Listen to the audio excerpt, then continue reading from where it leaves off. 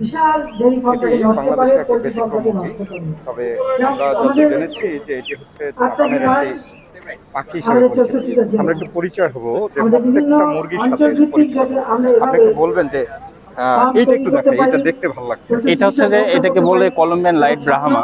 এটার প্যারেন্টস হচ্ছে এই যে এটা এটা হচ্ছে যে এটার ঘর থেকে আসা বাচ্চা হচ্ছে এগুলো। আচ্ছা, পাশাপাশি আমাদের পাশাপাশি এই যে এই মুরগিটা দেখছি, এটা হচ্ছে যে সিলভার সেভরাইট। আর পাশে যেটা দেখতে পাচ্ছেন বড়টা, এটা হচ্ছে যে আমাদের নিজেদের ঘরের তৈরি। এটা আমাদের নিজে হাতে তৈরি করা ব্রিড। আচ্ছা, এটা আমরা নিজে থেকে তৈরি করেছি। এটাকে বলে হোয়াইট পলিশ ক্যাপ।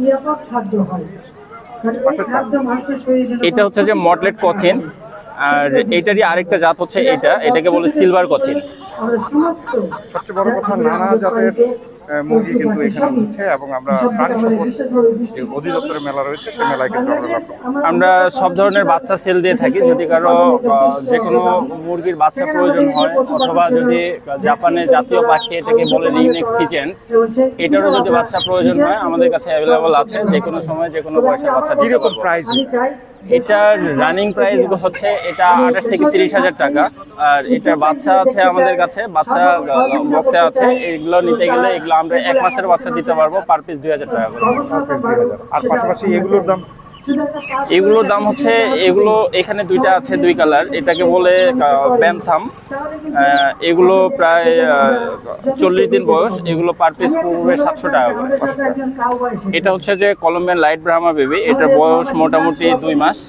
এটা যদি কেউ নিতে চায় এটার দাম পড়বে 2,000 টাকা।